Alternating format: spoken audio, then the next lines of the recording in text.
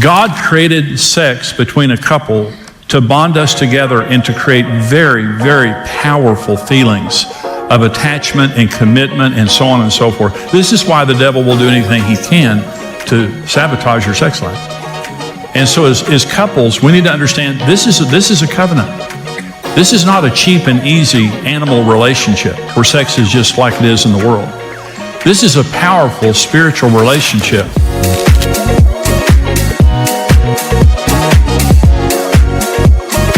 Our society has completely decontextualized sex and marriage.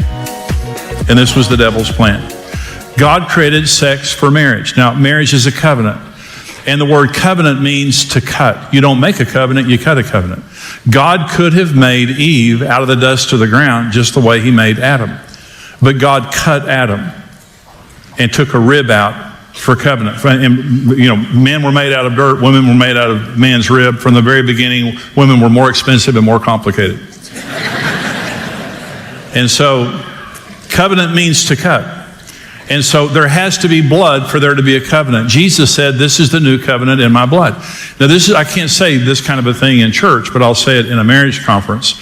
And that is, the first time a woman has sex, her hymen stretches and tears and she bleeds.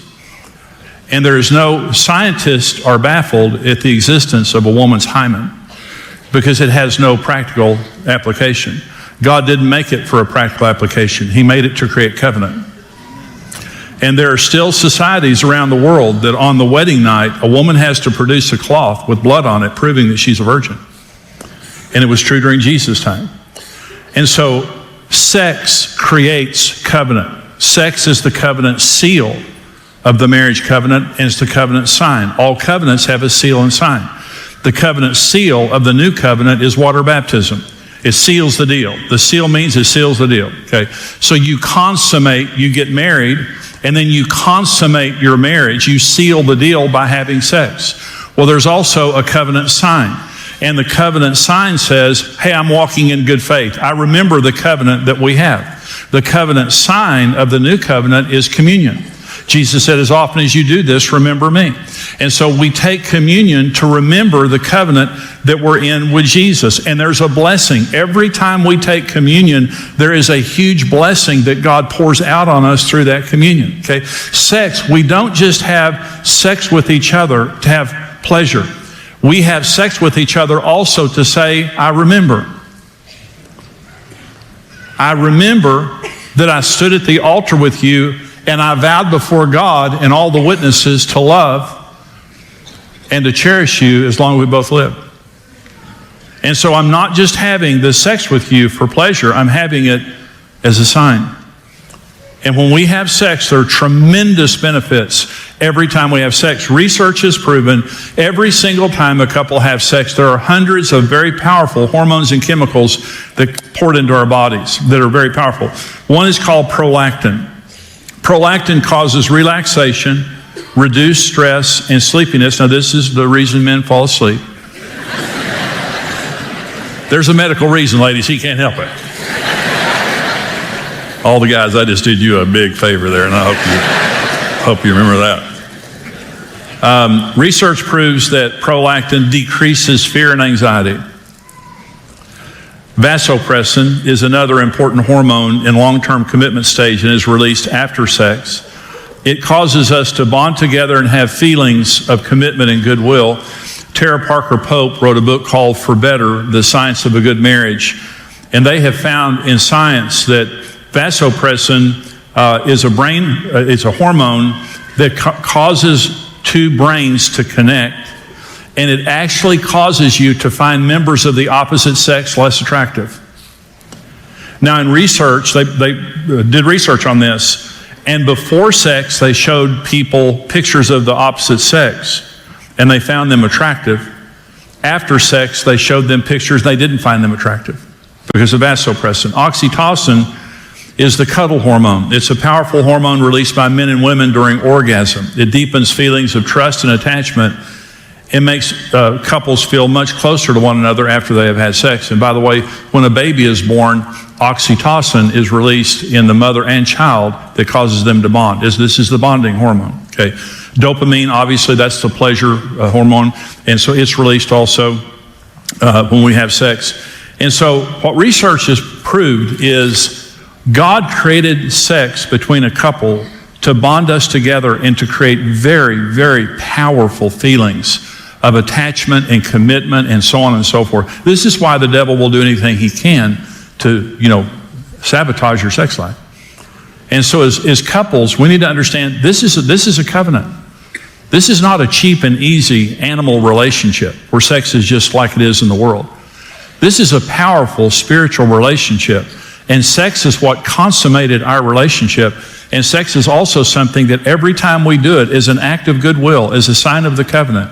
It releases powerful blessings into our marriage. So it's very, very important. So I want to talk about, this message is called Getting Real About Sex and Marriage. I want to first of all talk about inhibitions, some real inhibitions and misconceptions about God. So Genesis 2:25 has a very powerful statement.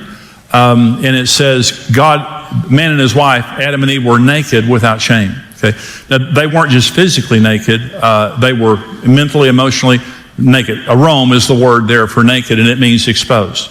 So before the fall, Adam and Eve were able to completely expose themselves for each other. And by the way, I don't believe that their nakedness was pornographic. I believe they had the glory of God on their bodies.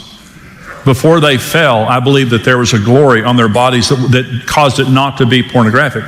But after they fell, okay, so God walks up, and this shows you now how the devil attacks sexuality, human sexuality, first and foremost. So after Adam and Eve fell, God walks up, and Adam is hiding from God. And Adam says, "What is this that you've done?" And Adam said, "I'm afraid because I'm naked." Remember, they were naked and unafraid. Now they're naked and afraid. And God says this to Adam, "Who told you you were naked?" Well, God never asks a question to get an answer. The devil slithered up in the form of a serpent because he's stealthy. This is what makes him so dangerous. It would be very easy to deal with the devil if he just knocked on the front door. You open the front door, he's there, red suit, pitchfork, bifurcated tail, horns. "I'm Satan H. Devil, I'd like to come in and just destroy your life." No. That'd be easy. That's not what he does. He slithers in, you don't know he's there, and he begins to whisper thoughts into your mind. And so here's what happened. So Adam and Eve's sin opened a door to the devil, and he slithered in and said to them, "You're sexually defective, and there's something wrong with your sexuality." And they began to hide themselves from God and each other. The first thing that God ever attacked, or the devil ever attacked, was human sexuality. And he wants to bring shame and fear. See, anytime the devil wants to control something, he brings shame and fear into our lives so he can control that thing. God doesn't use shame. And God created marriage beautiful he created sex beautiful without any shame whatsoever. So let me talk just a minute. When God created sex and marriage, he said it was very good, and God has never changed his mind. God is not grossed out. God watches you have sex. You know that, don't you? He doesn't leave the room. And he can see in the dark. And through flannel nightgowns. So, let me talk about the 7 purposes of sex here for just a minute. Because there are many different purposes for sex. Number 1 is reproduction. Let me say something just a minute. One of the horrific things that is happening in America today is the decline in the birth rate. So any time that marriage is threatened in any society, Rome, Egypt, Samaria, all of the great societies that fell from within, any time that marriage begins to decline, the birth rate declines. Let me just say it's real easy math. If there are no children, there is no future. And the first thing that God said to Adam and Eve was, "Be fruitful and multiply." I want to say something to believing couples. You need to have children. Now, if you can't have children, understand that. But this is a divine assignment by God. I'm not saying you have to have 7 or 10, but I'm just saying kids are not a burden. Kids are a blessing, and they're the future. And so more and more, More couples are choosing not to have children or, to have fewer children. And they talk about climate change. Oh, we don't want to bring children in this world. Well, and by the way, I'm kind of the end times guy too. So I do end times teaching and stuff like that. They're going to tell you, it's going to be okay. Jesus is coming. He really is. You can bring kids into this world. You really can. Yeah. Almost a third of the Bible is Bible prophecy. Most of it has to do with the times that we're living in. We of all people know the future, and we do not have to be afraid. And so reproduction is a big reason why we have sex. Not every time, obviously, or you'd have a whole bunch of kids. But anyway, okay. Number 2 is comfort. You comfort each other. The hormones and the chemicals are powerful. It's very, very comforting. If you're dealing with anxiety, you need to have more sex. Sensual, number 3, sensual enjoyment and pleasure. Without sex and fun, marriage is a business relationship. You need to be having sex and having fun. Sensual enjoyment. Number 4, self-esteem and confidence. If you don't initiate sex with your spouse, it will affect their self-esteem. And part of pursuing your spouse is letting them know that you're attracted to them. But if you never initiate sex, it will communicate to them that you're not attracted to them, and it will affect their self-esteem. And I say this sometimes, and I mean this. I take personal responsibility for Karen Evans' self-esteem. If she has any self-esteem issues, it's not because of me, because I think she's the most gorgeous person in the world. And so we need to communicate to our spouse that we're attracted to them, and sex is how we do that, part of how we do that. Number 5 is bonding. It brings closeness. It bonds us together. You saw what the chemicals do. They actually cause us mentally and emotionally and physically to bond with each other. Number 6 is intimate knowledge. The Bible says that Adam knew Eve and they had a son.